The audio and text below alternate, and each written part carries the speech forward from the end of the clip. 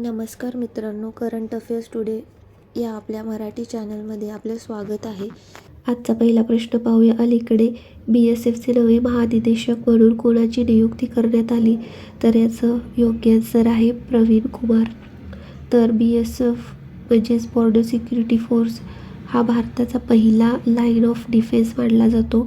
BSF गृह मंत्रालयाच्या अंतर्गत काम करते आणि हे पाकिस्तान व बांगलादेश सीमेवर तैनात असते. BSFचा नवा DG म्हणजेच ॲडिशनल चार्ज म्हणून प्रवीण कुमार यांची नियुक्ती करण्यात आलेली आहे. ते ITBPचे DG देखील आहेत. BSFचे बोधवाक्य काय आहे तर ड्युटी अनटू डेथ. तर BSFने आतापर्यंत ऑपरेशन सर्द हवा आणि ऑपरेशन गर्म हवा राबवले आहेत. तसेच प्रहरी ॲप देखील लॉन्च केलेलं आहे. BSFची पहिली महिला उंट सवारी स्क्वॉड भारत पाक सीमा क्षेत्रात तैनात करण्यात आलेली आहे. आणि BSFने राजस्थानमधील भारत पाक सीमा क्षेत्रात ऑपरेशन अलर्ट नावाने अभियान सुरू केलेले आहे. याचा उद्देश तर सीमा सुरक्षेसाठी देखरेख वाढवणे, घुसखोरी रोखणे आणि गस्त मजबूत करणे हा उद्देश आहे. तर महत्त्वाच्या नियुक्त्या बघूया डिफेन्स रिलेटेड. तर प्रवीण रंजन हे CISFचे डायरेक्टर जनरल आहेत. प्रवीण कुमार आपण बघितलं हे ITBPचे देखील आहेत आणि आता त्यांना BSFचे ॲडिशनल चार्ज देखील दिलेला आहे. संजय सिंगल SSBचे डायरेक्टर जनरल, ज्ञानेंद्र प्रताप सिंग CRPFचे, B Srinivasan NSG, Alok Sharma SPG, Gurbir Pal Singh NCC, Paramesh Sivamani ICG, Piyush आनंद NDRF, सोनाली मिश्रा या फर्स्ट महिला आहेत RPFच्या डायरेक्टर जनरल बनलेल्या. SBK सिंग होमगार्ड, असम रायफल्सचे विकास लखेरा, अनुराग गर्ग नार्कोटिक्स कंट्रोल ब्युरोचे आणि air chief marshal Amarpreet Singh आणि नेव्हल चीफ दिनेश कुमार त्रिपाठी आणि आर्मी चीफ उपेंद्र त्रिवेदी. तर लक्षात ठेवा. पुढील प्रश्न पाहूया. अलीकडे राष्ट्रीय प्रदूषण नियंत्रण दिवस कधी साजरा केला जातो? आन्सर आहे 2 डिसेंबर. दरवर्षी 2 डिसेंबर रोजी भारतात राष्ट्रीय प्रदूषण नियंत्रण दिवस पाळला जातो. हा दिवस भोपाळ गॅस त्रासदी म्हणजे 2 ते 3 डिसेंबर 1984 रोजी मृत्यू पावलेल्या लोकांचा स्मरणार्थ हा साजरा केला जातो.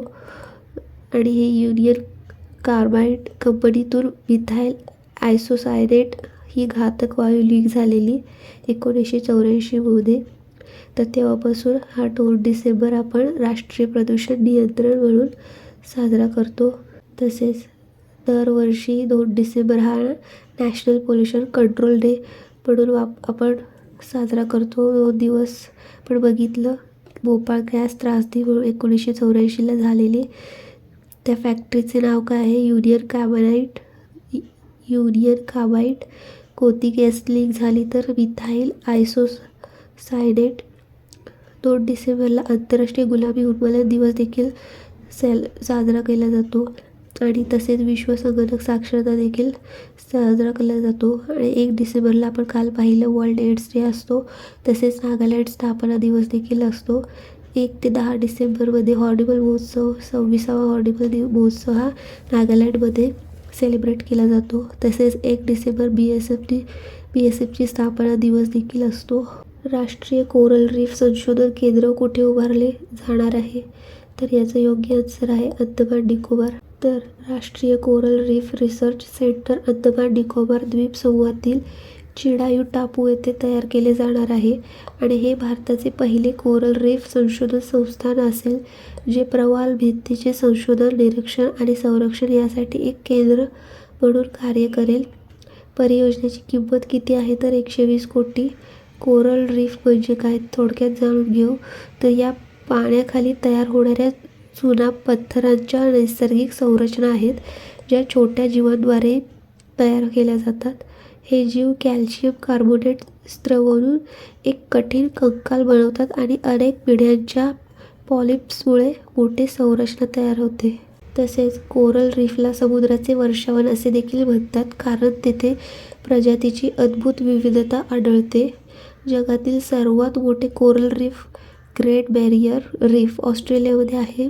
भारताची पहिली कृत्रिम कोरल रीफ कुठे आहे तर महाराष्ट्रातील सिंधुदुर्ग येथे. यासाठी आयएनएस गुलदार पाण्यात बुडवले जाणार आहे. अंटार्क्टिकामधील भारताचे संशोधन केंद्र कोणते कोणते आहेत? दक्षिण गंगोत्री, मैत्री आणि भारती. दक्षिण गंगोत्री ही सध्या कार्यरत नाही. इतर संशोधनाची केंद्रे कोणती आहेत? तर आर्कटिकमध्ये हिमाद्री आणि हिमालयामध्ये हिमांश. तर पुढील प्रश्न पाहूया. अलीकडे इक्वाराईन 2025 हा लष्करी सराव भारत आणि कोणत्या देशामध्ये सुरू झाला? तर भारत आणि मालदीव येथे. तर भारत मालदीव यांच्यामधील संयुक्त सैन्य सराव हा सुरू झालेला आहे. 14वे संस्करण आहे. ते सुमारे 2 डिसेंबर ते 15 डिसेंबरपर्यंत चालू राहणार आहे. कुठे? तर तिरुवनंतपुरममध्ये. इक्वेरियन याचा अर्थ आहे फ्रेंड. सुरुवात कधी झाली याची? 2009मध्ये. पुढील प्रश्न पाहूया. अलीकडे CBICचे नवे चेअरमन म्हणून कोणाची नियुक्ती केली? तर याचं योग्य आन्सर आहे विवेक चतुर्वेदी. CBIC म्हणजे central board of indirect tax and customs. याची स्थापना 1944 रोजी झाली. हे एक वैधानिक संस्था आहे. याचे काम आहे indirect tax, custom duties, excise duty आणि GST या क्षेत्रात काम करणे. हे वित्त मंत्रालयाच्या अंतर्गत येते आणि याचे हेडक्वार्टर नवी दिल्ली येथे आहे. पुढील प्रश्न पाहूया. जगातील सर्वात लांब driverless metro network Guinness world record कोणाला मिळालेला आहे? तर याचं योग्य आन्सर आहे रियाद मेट्रो. तर चीन आणि अमेरिकेनंतर आता जगातील तिसरा सर्वात मोठा मेट्रो रेल नेटवर्क असलेला देश भारत बनलेला आहे. भारताने जपानला मागे टाकून तिसरे स्थान मिळवलेले आहे. भारतामध्ये सर्वात जुनी आणि पहिली मेट्रो सेवा म्हणजे कोलकाता मेट्रो सेवा 1984 रोजी चालू झालेली होती.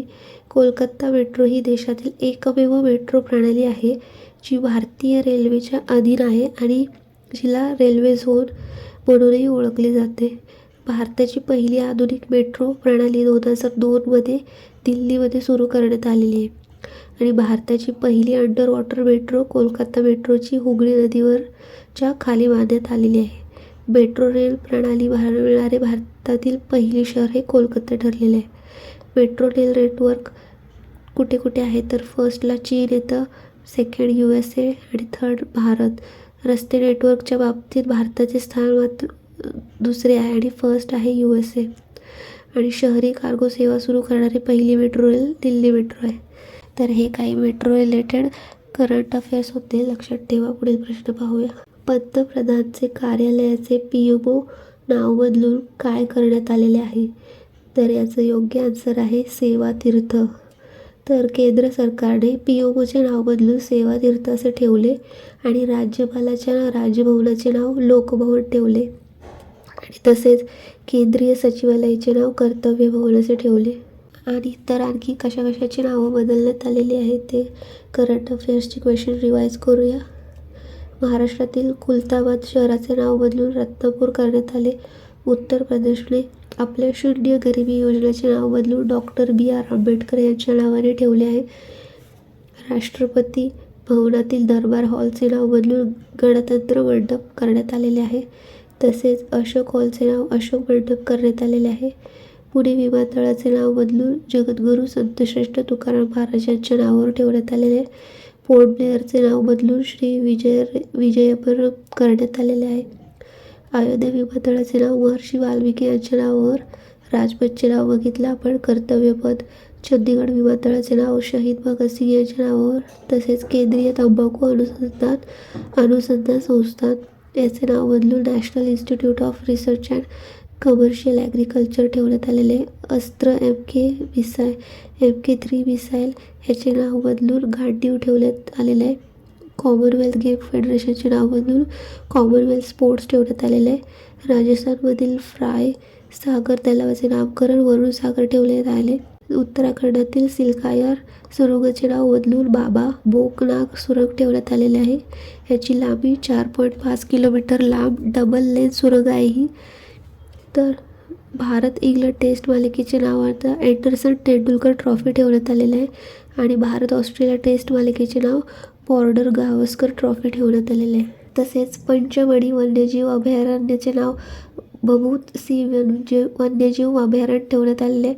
सातपुडा पर्वतरांगेतील सर्वात उंच शिखर धुक्कड आहे. बिहारचे नाव गया शहराचे नाव देखील गयाजी करण्यात आलेले आहे.